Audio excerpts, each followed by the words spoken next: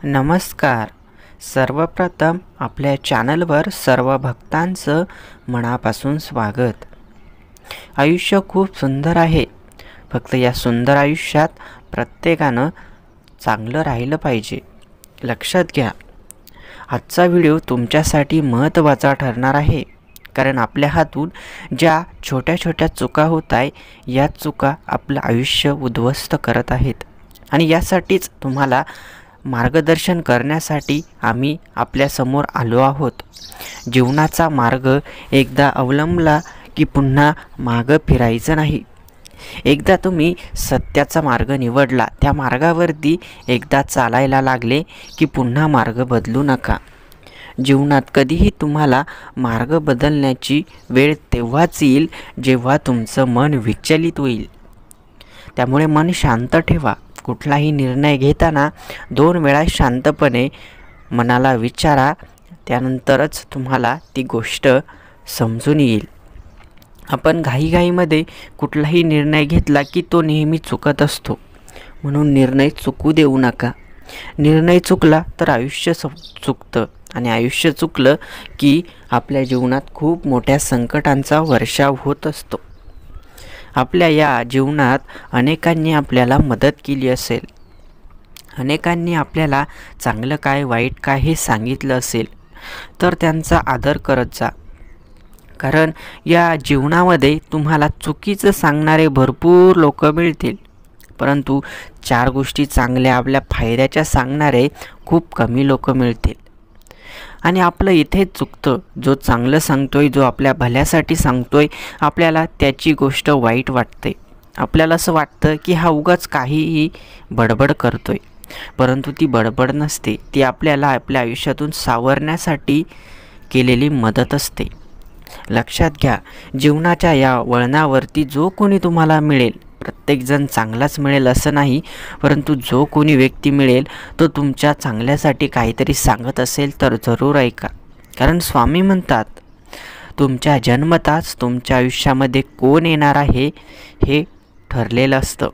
काही व्यक्ती तुमच्या आयुष्यात त्रास देण्यासाठी येतात, तर काही व्यक्ती तुमचं आयुष्य उज्ज्वल करण्यासाठी येत असतात. म्हणून काही लोकांकडून आपल्याला त्राससुद्धा होतो आणि काही लोकांकडून आपल्याला आपल्या भविष्यासाठी, आपल्या जीवनासाठी उज्ज्वल असं सहकार्य मिळत असतं. म्हणून लक्षात घ्या, अनेक लोक तुमच्या जीवनात येतील जातील, परंतु असे देवदूत जे तुम्हाला भेटतील, जे तुमच्या फक्त चांगल्या कार्यासाठी तुमच्याकडे असतील, अशांना कधीच विसरू नका. त्यांची साथ कधीच सोडू नका. कारण ते तुमच्या चांगल्यासाठीच, तुमच्या उज्ज्वल भविष्यासाठीच येणार आहेत. जीवनाचा मार्ग कितीही कठीण असला तरी तो कठीण मार्गही सोपा होतो जर आपल्याला सोबत कोणीतरी मार्गदर्शन करणारा असेल. महाभारतामध्ये देखील जेव्हा श्रीकृष्ण हे अर्जुनाचे सारथी झाले, त्यांचे मार्गदर्शक झाले, तेव्हा पांडवांनी हे युद्ध सहजपणे जिंकलं. जर त्यावेळी श्रीकृष्ण मार्गदर्शन करत नसते तर पांडवांना ते युद्ध जिंकणं अशक्य होतं. म्हणून अशक्यही शक्य झालं, कारण स्वतः देव पांडवांचे मार्गदर्शन बनले. म्हणून मार्गदर्शन करणारा कोणीतरी आपल्या जीवनात हवाच, आणि तो आपल्याला चांगलं काय वाईट काय हे सर्व सांगत असतो. जीवनात तुम्हाला खूप साऱ्या अडचणी येतील, परंतु त्या अडचणी फक्त पैशाने सुटतील का, तर अजिबात नाही. काही अडचणी पैशाने सुटतील, काही प्रेमाने सुटतील, काही तुमच्या शांत स्वभावाने सुटतील, काही तुमच्या मदत करण्याच्या भावनेने देखील सुटतील. म्हणून लक्षात घ्या, जीवनाच्या या वळणावरती जेव्हा कधीही तुम्हाला कोणाची गरज लाभेल, तेव्हा तुम्ही त्याच्याकडे हक्काने मदत मागू शकता, असा तुमचा स्वभाव असला पाहिजे. माणसाला फक्त स्वतःचा विचार करण्याची सवय लागली आहे आणि हीच सवय माणसाला अपंग बनवते. कारण तुम्ही जर स्वतःचा विचार करत असाल, स्वार्थी असाल, तर जेव्हा तुम्हाला मदत लागेल तेव्हा तुम्ही इतरांकडे मदत मागू शकत नाही. कारण तुम्हाला माहीत आहे, मीच कोणाला मदत केली नव्हती तेव्हा मलाही कुणी मदत करणार नाही. म्हणून जीवन कितीही सुंदर असलं तरी ते आणखी सुंदर बनवण्यासाठी तुम्हाला गर्व सोडावा लागेल, अहंकार सोडावा लागेल. सर्वांची मदत करा, देवही तुमची मदत करतील. जीवन सुंदर आहे, त्याला आणखी सुंदर बनवा. जीवनाच्या वाटेवर जेव्हा केव्हा तुम्हाला अडचण येईल, त्या अडचणींना सामना करण्यासाठी देव तुम्हाला शक्ती देतील. परंतु मला हे देखील तुम्हाला सांगायचं आहे की मनामध्ये श्रद्धा ठेवा, परंतु अंधश्रद्धा अजिबात ठेवू नका. तुम्हाला अंधश्रद्धा जर ठेवायची असेल तर तुम्ही भक्तीच करू नका. कारण भक्तीच्या मार्गामध्ये अनेक जण तुम्हाला फसवण्यासाठी येतील, तुमच्या श्रद्धेचा खेळ खंडोबा करण्यासाठी येतील. म्हणून लक्षात घ्या, जेव्हा कधी तुम्हाला कुणीतरी चुकीच्या गोष्टी सांगेल त्यावेळेस तुम्ही सावधान व्हा. कारण तुम्ही जर या अंधश्रद्धेच्या घेऱ्यामध्ये फसलात तर नंतर तुम्हाला त्यातून बाहेर निघणं खूप कठीण होऊन जाईल. अंधश्रद्धा म्हणजेच काय? अंधश्रद्धा म्हणजे ज्या गोष्टी चुकीच्या आहेत त्यांची पाठराखण करणं. आपलं भविष्य कुठल्याही या जीवनातील व्यक्तीला समजू शकत नाही, तरीही काही लोक भविष्य सांगण्याचा प्रयत्न करतात आणि आपल्याकडून पैसे उकळतात.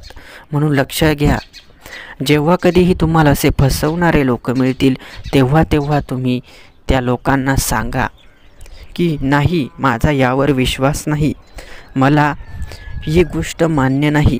कारण कोणाचं भविष्य कोणी बघू शकत नाही. आपलं भविष्य फक्त देवाला माहीत आहे, कुठल्याही मनुष्याला नाही. जर मनुष्याला भविष्य समजत असतं तर त्याने खूप वाईट गोष्टी होण्यापासून रोखल्या असत्या. परंतु तशी शक्ती भगवंताने मनुष्याला दिलेलीच नाही. तरी अनेक मनुष्य आपल्याला असं फसवण्याचं काम करतात.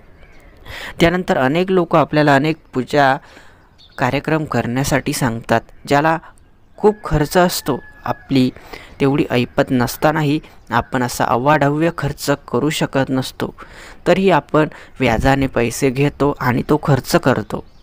मग लक्षात घ्या, जेव्हा कधीही तुम्हाला असे फसवणारे लोक भेटतील त्यांना सांगा की मी छोटी पूजा करणार आहे, मी ती मनोभावाने श्रद्धेने करणार आहे. कारण पैशापेक्षा श्रद्धा महत्त्वाची असते. जेव्हा तुम्ही असं समोरच्याला सांगाल तेव्हा त्यालाही समजेल की हा खरोखर ज्ञानी माणूस आहे, याला प्रत्येक गोष्टीची माहिती आहे. तेव्हा तुम्ही तिथे फसले जाणार नाही. अनेक लोक अशी मागणी करतात की मला 10,000 रुपये द्या, मी तुमची अशी विधिवत पूजा करतो की तुम्हाला जीवनात परत कुठल्याच अडचणी येणार नाहीत. लक्षात घ्या, जेव्हा तो पूजा करेल तेव्हा त्या पूजेचा फायदा त्याला मिळेल, तुम्हाला तो फायदा मिळू शकत नाही. म्हणून पूजा करायची तर स्वतः करा, साध्या पद्धतीने करा, साधे भोळेपणाने करा, परंतु स्वतः करा.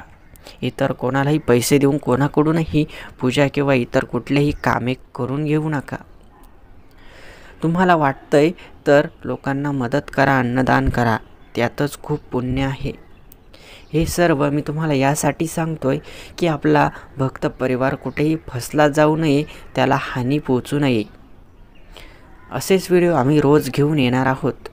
आजचा व्हिडिओ तुम्हाला आवडला असेल तर व्हिडिओला लाईक करा आणि रोजचे नवनवीन व्हिडिओ बघण्यासाठी चॅनलला जरूर सबस्क्राईब करून ठेवा. धन्यवाद.